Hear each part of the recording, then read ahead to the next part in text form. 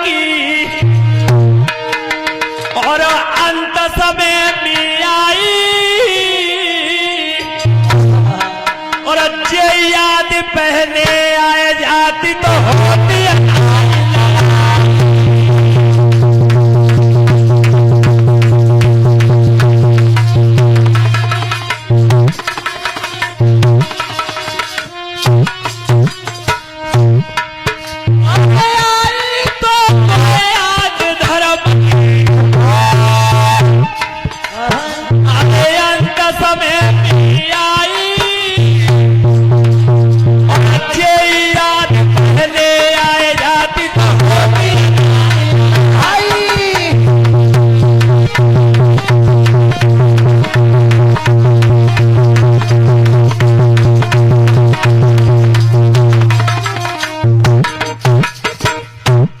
तब कहा रे दुष्ट तू धर्म को भी जानता है। तब उसी समय कहा दुर्योधन ने कि सुनो धर्मराज, मैं अपने दल का राजा हूं और तुम्हारे पांचों भैया में तो जो राजा बनना चाहते हो तो बाईत लड़ाई करवाए दो। हमेशा राजा से राजा ही लड़ाई लड़ता है, प्रजा नहीं लड़ती है। धर्मराज ने कही प्रभु भगवान का नहीं याद तो राजा तो हम मन के पर मेरो कब जातो है ना जो जाते लड़े। तो भगवान का नैया रे नेक दे अपने मुकुट उतार के भीमसेन के सिर पर रख दो। तो उतार के मुकुट जो रखो बारे के सुनो हमारी तरफ राजा है भीमसेन। तो दुर्योधन बहुत चतुर राजा था। तो मानी कि चलो मान लीजिए राजा है तो हमेशा राजा के प्रजा पैर छूती है। तो इन चारों भैया तो क्यों पांच छूए। धर्मराज ने कही प्रभु बात तो ना मान, मैं धर्म अवतार हूं, बड़ा भाई हूं। यदि मेरे हाथ अगर भीमसेन के पैरों की तरफ गए तो मेरा भैया बचेगा नहीं। तो भगवान कन्हैया ने की चिंता मत करो भीमसेन की, तुम अपने पांव चौड़े करो और मैं माया के बल से तीसरा पैर बनाऊंगा। और धर्मराज के बाई छू लेंगे मतलब धर्म भीम के पाए में पड़ रहे हो। और तब भगवान कन्हैया ने कर्म कौन सा किया बेटा, आरे तीन लोक के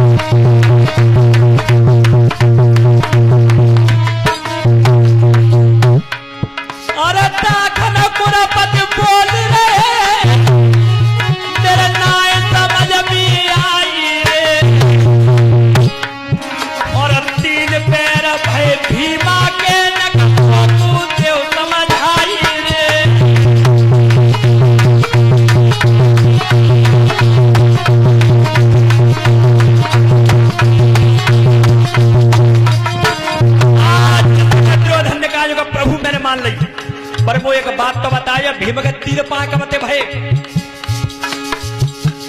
जो इतनी बात की तो हुआ क्या। अरे तीन पैर कवसे है गए नकम्मो पूतियों बताई और माया हरने फेर दई दयो तीनों पैरों हटाई दे।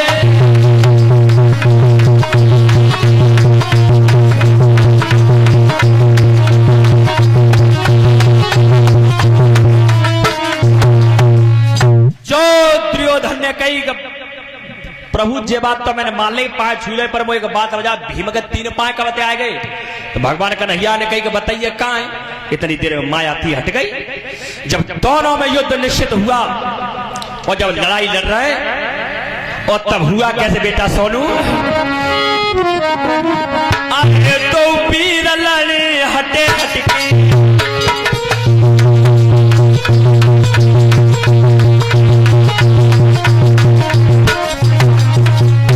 अरे तो वीर लड़े हटे हटके, भीमसेन भरी रवे जेठ समर के।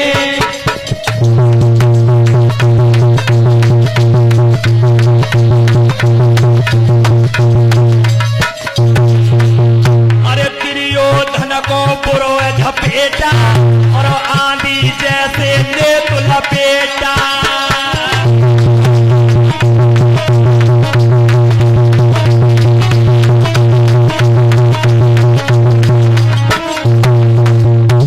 जो दोनों वीर आपस में लड़ते, जिस समय भीमसेन गदा मारता है तो लोहे की सी आवाज आती थी दुर्योधन के शरीर में से, और जिस समय दुर्योधन गदा मारते तो भीमसेन कुल्हाई के बैठ जाते। तब दोनों में आपस में जब लड़ाई हो रही तो धर्मराज ने कहा कि प्रभु ये दोनों आपस में लड़ रहे हैं, अब मुझे बताओ इन दोनों में जीते वो कौन? तब भगवान कन्हैया ने कही धर्मराज बल भीमसेन में ज्यादा है और बुद्धि दुर्योधन में ज्यादा है, और जीवन में हमेशा याद रखना कि हमेशा बुद्धि के अगार बल हार जाता है। तब भगवान कन्हैया से कही धर्मराज ने प्रभु जब इतने दिन से जिताए लाए तो आज और ने कैसे जिताए दे? तो भगवान कन्हैया ने कि बताओ कैसे जिताए दे? अब ये ने को मेमा चिताए ले ऐसे आवाज दे के कहूंगा तो अनीति है जाएगी। ये ने को मेरे भीम से चिताए ले तो हमें कुछ बताए दे, इशारों कर दूं। और देखो एक बात तो और है, इशारों अगर करवे वाले हो तो समझ में वाले ऐसे होने चाहिए। ऐसे रहो जो कि हमारे लाल पंडित जी बैठे अमन भैया, इनकी शादी है नहीं भैया, तो जब इस ससुराल गए, जब ससुराल में पहुंचे तो अच्छा पहले झकुआ छकवाए करते, चौका में जब रोटी पानी होती तो मैं खटिया आती सामने जो आओ लला बैठ जाओ, तो अमन भैया जाके बैठ गए माँ, तो बहू रोटी बना रही। अच्छा पहले ये नियम था कभी माँ बाप के सामने बेटी अपने पति के सामने नहीं आया करती थी, तो वही लली तू खाना बना ले, मैंने लला को खटिया डाल दी कल खाना पस आऊं, तो जैसे पूरी पस के गई अमन अकेले, तो अमन ने कहा कर एक पूरी उठावे और एक ही बार में खावे, एक पूरी उठावे तो झकुआ में तेने की घरवाई देख रही, तो उन्हें माथे में हलवा कड़ी खाए, कम से कम एक के द्वे तो कर ले, दो गरिया करी। अमन ने सोची कि न्यू कह रही है कि दूध द्वे खाओ, तो अमन ने अब दूध उठा के खाए वो चालू कर दें। फिर पीछे से हाथ मारो करके माथे में हाथ मारे के करिएगा, जैसे मत खाओ तैसे ही मन लेते, सुहाने के जो 5 हाथ उठे मारेंगे जो गरियों को 5 खाओ तो 5 उठा के जो धरी मारेगी। तो जीवन में याद रखना कि अगर इशारे करने वाले भी हों तो इशारे समझने वाले भी ऐसे ही होने चाहिए। आज जिस समय तब कहा भगवान कन्हैया ने नेकू कैसू में चितैले तो मैं इशारों करके बताए दी। तो ये बात तुम आज वो देख रही हो, अगर अखाड़े में दो मल्ल को लड़ रहे हो और जो दबा तुका है तो वो दिखवैया ना माऊ देखो तो कोई यही कह दे कि कुश्ती बराबर है कि छोड़ दो, और जो लड़त लड़त काया पस्त भई भीमसेन की, और जो भगवान कन्हैया के माऊ नजर गई, और तब भगवान करते क्या बेटा, अरे तब करी रहो श्याम सारो,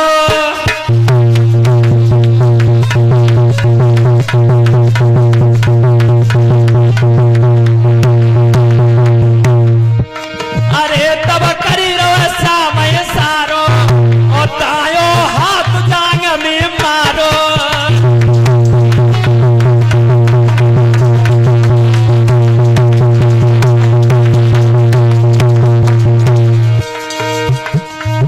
अरे तायो हाथ जांग में मारो, ये सारे को भीम समझ में वारो।